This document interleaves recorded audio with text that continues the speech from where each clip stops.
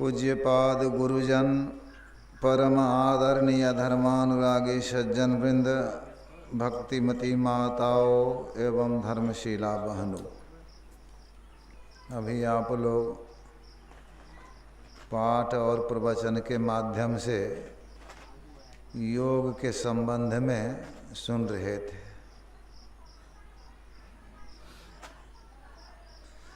गीता में 18 अध्याय है और 18 प्रकार का योग है। अर्जुन विषाद योग, कर्म संन्यास योग, ध्यान योग, इसी प्रकार से 18 तरह का योग बताया गया है।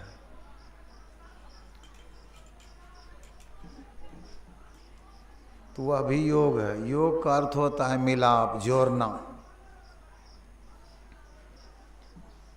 सत्संग योग में वेद मंत्र है। सत्संग योग तो वह है ही, और उसमें वेद मंत्र है, तो उसमें है ज्ञान योग, बुद्धि योग। ज्ञान योग यानी बुद्धि योग।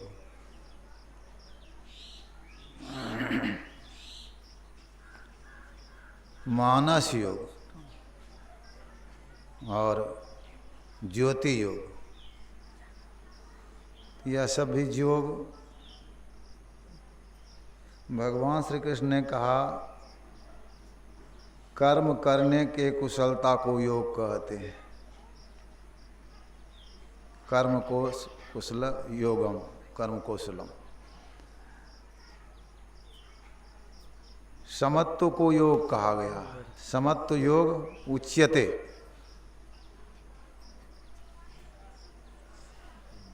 समता प्राप्त करने को योग कहा गया। चित्तवृत्ति के निरोध करने को भी योग कहा गया है।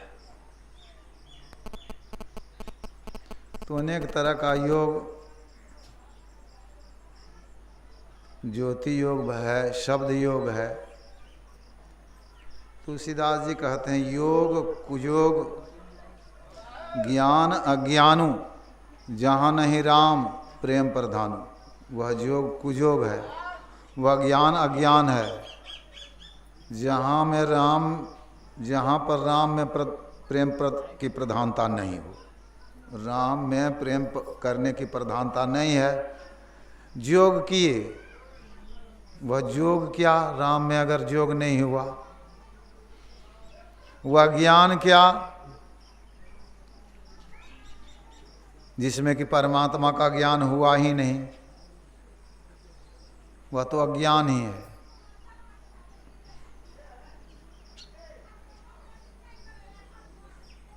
तो यह योग भगवान शिव से ब्रह्मा जी ने पूछा। कोई कहते हैं योग से मुक्ति होती है, कोई कहते हैं ज्ञान से मुक्ति होती है। आप योगी हैं, ज्ञानी भी हैं, आप कृपा करके बताइए कि मुक्ति कैसे होती है। तो भगवान शिव ने कहा योग हीनम कथम ज्ञानम मोक्षदम भवति है भो योगोपि ज्ञानहीनस्तु नो क्षमो मोक्ष कर्मणि तस्मा जज्ञानं च योगं च मुमुक्षुर्दृढ़म अभ्यसेत। ज्ञानहीन योग कैसे करेंगे? योग जब ज्ञान है ही नहीं तो योग कैसे करेंगे? पहले तो ज्ञान चाहिए। हम कितना बार सुना चुके हैं कि सुल्तानगंज स्टेशन पर हम गए, चढ़े ट्रेन में, नकुल बाबा बैठे हुए थे। नकुल बाबा को जाना था नूरसराय। बख्तियारपुर ट्रेन से उतरते नूरसराय जाते। हमको देखा तो प्रणाम किया, पूछा बाबा कहाँ जेबे? तो मैंने कहा भागलपुर को पार। भागलपुर जाए छे गाड़ी बाबा? मैंने कहा हाँ भागलपुर जा रही गाड़ी। विक्रमशिला के बाबा? मैंने कहा हाँ है तो विक्रमशिला, लेकिन जा रही है भागलपुर। हमरा जाना रहे नूरसराय बाबा। मैंने कहा आप उतर जाइए। दूसरी गाड़ी उधर से आएगी भागलपुर के तरफ से, तब जाइएगा। तो उतर गए बेचारे। अब चल दिया, कहाँ जाएंगे पता ही नहीं है, जो क्या करेंगे। पहले तो समझना न होगा, पहले तो ज्ञान ही चाहिए। यह ज्ञान पहले चाहिए, श्रवण ज्ञान। श्रवण ज्ञान अग्नि के समान है। विचारा हुआ ज्ञान, मनन ज्ञान, अग्नि जलती है, उस पर पानी कोई ढार दे तो बुझ जाती है। अब मनन ज्ञान जो है बिजली के समान है। बिजली छिटकती है बादलों में, बारिश हो रही है, बिजली बुझती तो नहीं है लेकिन वह चलायमान है, स्थिर नहीं है। निधिध्यासन ज्ञान मतलब उस पर अब चलने लगे, अभ्यास करने लगे। ट्रेन पर चढ़ गए, दिल्ली जाना है, ट्रेन पर चढ़ गए हैं। पहले तो सुने दिल्ली में यह सब चीज़ है, Lal Qila, Qutub Minar, Ajmeri gate, India gate, Kashmiri gate, Rashtrapati Bhavan आदि आदि सुने। कोई कहे कि नहीं है, हो सकता है और विश्वास हो जाए नहीं है, लेकिन विचारेंगे तो विचार करके कुछ दृढ़ करेंगे कि हाँ है, हो सकता है। लेकिन जब तक चलेंगे नहीं तब तक प्राप्त कैसे करेंगे। चल दिए तो समझिए निधिध्यासन ज्ञान है। ट्रेन में चढ़ गए, जैसा कहा था भागलपुर से सुल्तानगंज, जमालपुर, किऊल, पटना, मुगलसराय आदि स्टेशनों को पार करते हुए जाएंगे। तो यह सब स्टेशन मिलते जा रहा है तो सही में है, जैसा कहा था। ज्ञान बढ़ते जा रहा है लेकिन अनुभव ज्ञान नहीं हुआ है। निधिध्यासन ज्ञान है बरवाग्नि के समान। समुद्र में अग्नि होती है बरवाग्नि, समुद्र के पानी को वह मर्यादित रखती है। समुद्र में बहुत सा जल जाता है, बहुत सी नदियां जाती है, लेकिन समुद्र बढ़ता नहीं है, वह शोषण करते रहती है बरवाग्नि। तो मर्यादित ढंग से संसार में रहेंगे। प्रलयकालीन की अग्नि अनुभव ज्ञान है। प्रलय काल में जब अग्नि प्रकट होती है, सारे रस को, सारे जल को सोख लेती है वह। तो द्वैत प्रपंच कुछ नहीं रहता है अनुभव ज्ञान में। शोक, मोह, भय, हरस, दिवस, निशि, देश काल तह नहीं। वहाँ शोक, मोह, भय, हरस, दिवस, निशि, देश काल भी नहीं है। अनुभव ज्ञान हुआ परमात्मा का। यह अनुभव ज्ञान चाहिए।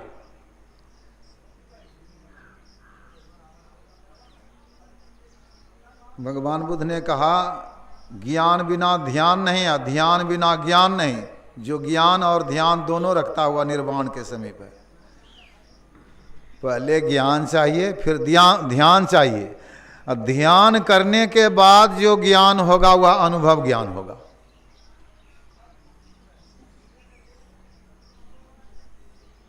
यह तो श्रवण ज्ञान है पहले।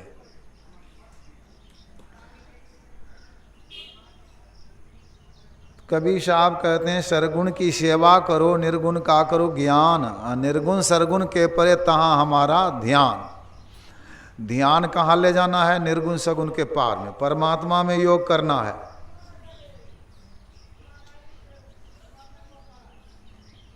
लेकिन उनसे पहले सत्संग में भी योग करिए, सत्संग करिए। यह ज्ञान योग हो गया, ज्ञान सीखिए। फिर एक नाम का जप करिए, एक रूप का ध्यान करिए, मानस योग हो गया। फिर जो अभी नानक देव जी की वाणी में सुन रहे थे, एक अदृष्ट करि समसरि जानै, जोगी कहिए सोई। जोगी वही है। अच्छा, लोग हमारी बात सुन रहे हैं कि आपको देख रहे हैं? ये देखिए, पहले ये नाटक हो गया है, बस कोई नहीं सुन रहे हैं। हम देख रहे हैं ना, हम भी कहाँ ध्यान है सबका। हम क्या कह रहे थे बताइए तो, सुन रहे हैं तो।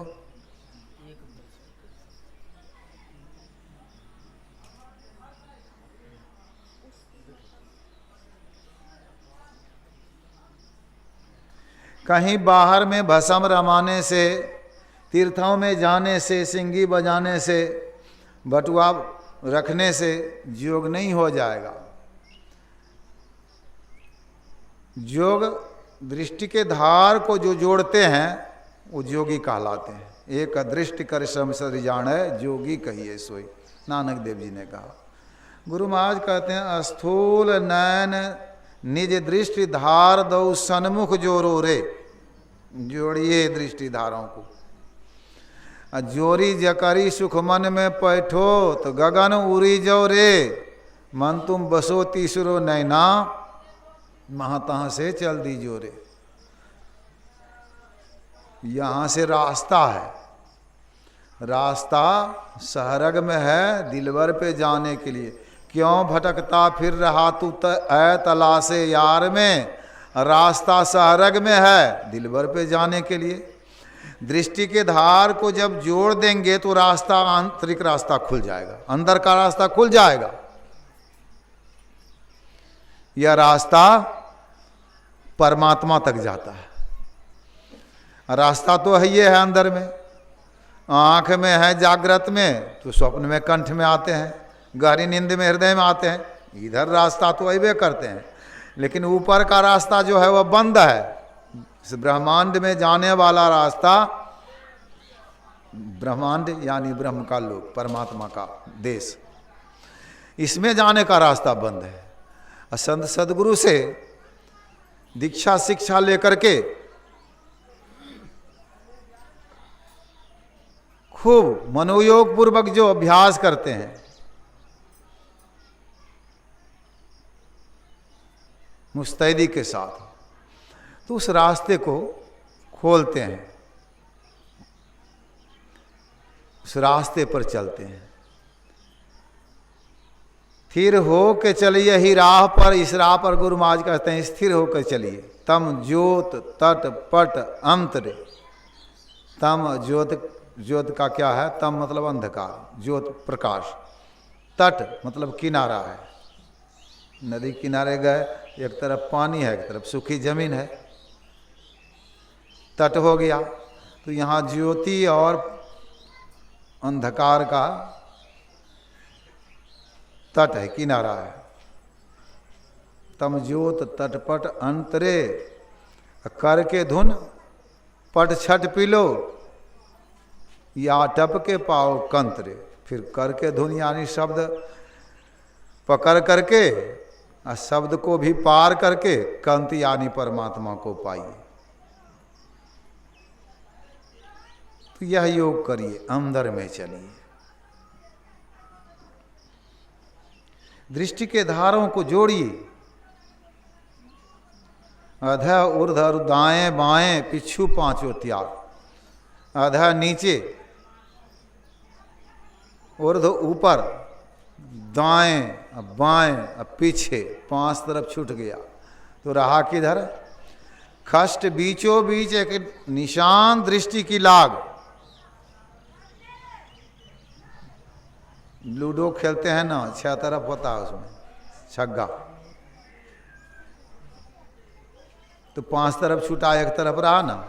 तो यही गुरु महाराज कहते हैं दो नैन बीचों बीच सन्मुख। एक तरफ एक टक देखत रहो, आप ही वह बिंदु झलका पट गिरा निरखत रहो।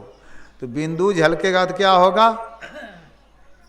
बिंदु मध्य चौजीव आत्मा, जीव का बैठक वहीं है। अभी जहाँ बैठे हैं ना, वहीं से चलेंगे दाएं बाएं आगे पीछे। तो जीव का बैठक वहीं पर है, बिंदु मध्य च जीव आत्मा सूक्ष्म रूपेण वर्तते, वहीं से चलना है। बिंदु से रास्ता है। राह गई है बड़ी झीनी है साधो नैन नगर से। नैन नगर में घोर अंधारी सतगुरु ज्ञान सफिनी। नैन नगर में क्या है? तो आंख बंद करिए तो घोर अंधारी, लेकिन सतगुरु से ज्ञान ले लीजिए, दीक्षा ले लीजिए, खूब मनोयोग पूर्वक साधन करिए तो सतगुरु ज्ञान सफिनी है साधु। नैन नगर से थोड़ा सा ऊपर खिसकिए, वामग सुरति सरकी जब जावे तो ज्योति झकाझक की नहीं है साधु, ज्योति झकाझक।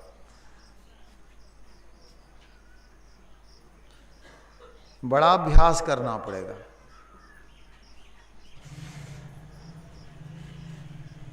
दृष्टि योग अभ्यास अति करत ही करत, कपनी सहजई छूटय प्रौर होवै सूरत, तिल दरवाजा टूटय नजर की जोर से, अरे हारे में ही लगे टकटकी, खूब जोर बरजोर से तिल दरवाजा टूट जाएगा। जैसे हवा के जोर से बादल छिन्न भिन्न हो जाता है, उसी तरह से नजर के जोर से तिल दरवाजा। निस्दिन सूरत अधर पर कर कर अंधकार पड़ जाता है, पीली नीली लाल सफ़ेदी स्याही सन्मुख आता है, छट छट छट छट बिजली छटके भोर का तार दिखाता है, चंदा उगत उदय हो रवि हो, धूर शब्द मिल जाता है। तो सब गुरु महाराज सब हम किए नहीं हैं, पढ़े हैं भले। ये जो कहिएगा कि हम करके बोल रहे, नहीं, पढ़ के बोल रहे हैं। करने वाले तो संत लोग गुरु महाराज। तो देखिए ये अनुभव ज्ञान है संतों का। बहुत लोग क्या कहते हैं, ज्योति है ही नहीं, ज्योति अंदर में नहीं है। बहुत मत चला है, ज्योति अंदर में है ही नहीं, शब्द है ही नहीं, परमात्मा भी नहीं है, सिर्फ चेतन है। ऐसा भी प्रचार करने वाले लोग हैं। अब मैं कहता हूं चेतन है तो चेतने को देख लीजिए। मैं तो यही कहता हूं, मान लीजिए ज्योति भी नहीं है, शब्द भी नहीं है, परमात्मा भी नहीं है, लेकिन चेतन है ना, यही आप कहते हैं ना। तो चेतन को देख लीजिए, तब कहिएगा कि ज्योति नहीं है, शब्द नहीं है, परमात्मा नहीं है। लेकिन चेतन को भी तो नहीं देखे हैं ना, चेतन को भी नहीं देखे। चेतन को जब देख लेंगे तो ज्योति शब्द तो पहले ही देखेंगे, तब तो चेतन को देखेंगे पीछे, और तब चैतन्य चेतन परमात्मा को देखेंगे चेतन के द्वारा ही।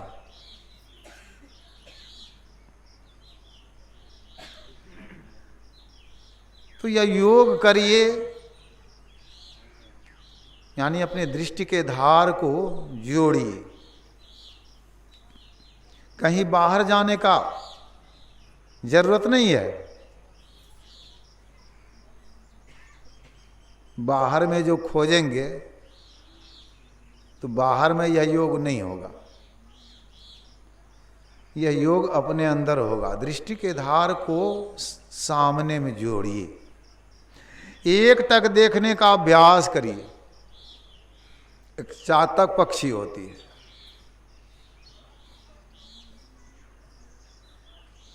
ध्यानाभ्यास करो सद सद हे, चातक दृष्टि बनाइयो, चातक की दृष्टि बना करके ध्यानाभ्यास करिए।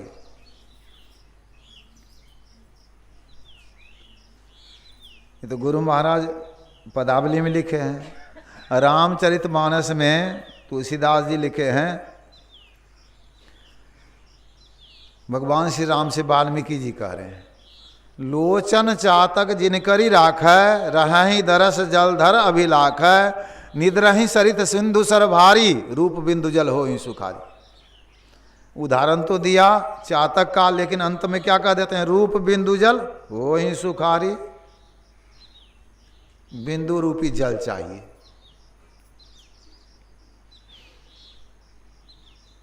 घन गरजहि चमकहि, डालहि कुलिस कठोर, चितई न चातक मेघ तजी, कबहूं दूसरी ओर। बादल गरजता है, चमकता है, वज्र गिराता है, और चातक पक्षी क्या है, बादल को देखते रह जाता है। चाहे वज्र गिरे शरीर पर, यहां बिजली के छिटकने से आंख फूट जाए, बड़ा तल्लीनता है उसमें। मर जाए तो मर जाए, आंख फूट जाए तो फूट जाए, लेकिन वह बादल को देखते रहता है, चातक पक्षी। हम लोग जब बैठते हैं अंधकार में, या अंधकार ही बादल है, अंधकार में देखना है, लेकिन मन कहाँ जाता है? दुकान में, खेत में, गाय भैंस, पत्नी पुत्र, ना ही चितवन देत तियसुत नाक नौका। और सूरदास जी ने कहा पत्नी पुत्र नाक के नजदीक नाव है और देखने तक नहीं देता है, चढ़ना तो दूर गया। जब नाव को देख ही नहीं रहेंगे चढ़िएगा कैसे? कहाँ कहाँ पंजाब घुमाता है, दिल्ली घुमाता है, देखना है अंधकार में। चातक की तरह दृष्टि है यह, इसी को कहेंगे चातक वाली दृष्टि।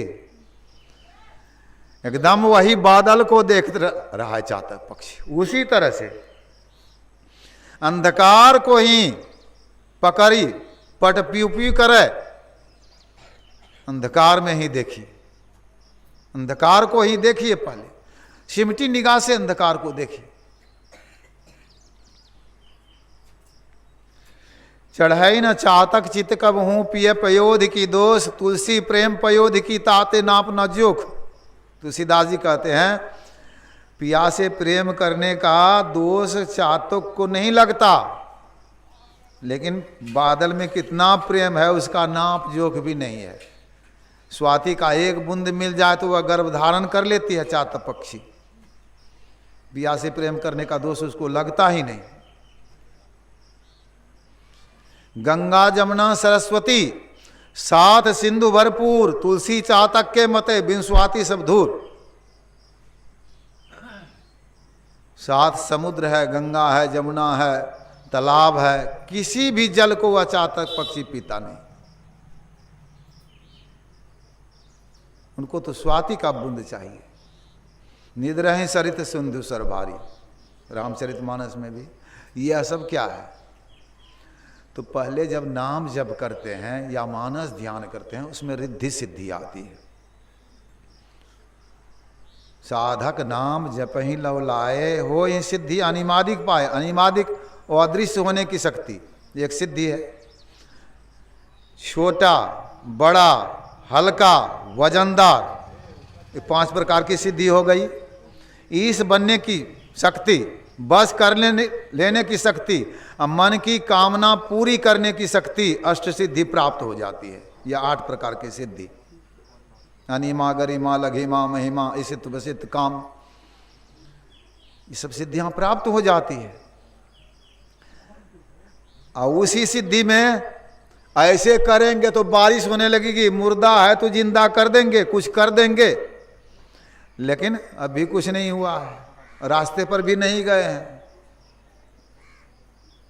रिद्धि सिद्धि प्रेरे बहु भाई, दिखावे जाई कलबल छल करी जाय समीपा, अंचल बात बुझावे दीपा, नाश कर देगा सब रिद्धि सिद्धि।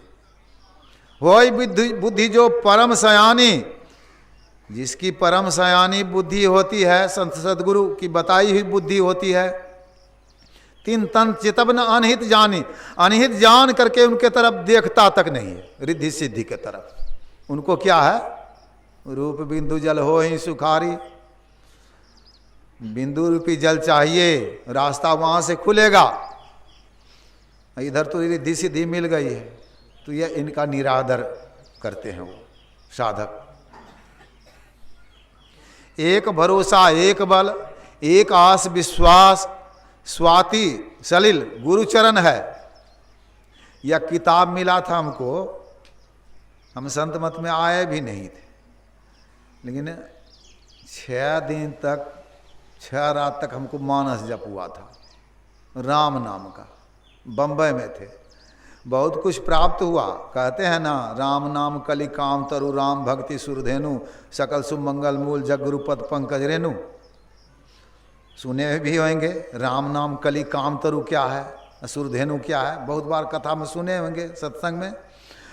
सही में हमको बीता है, वह बीता हमको है, हम फेर में पड़ गए।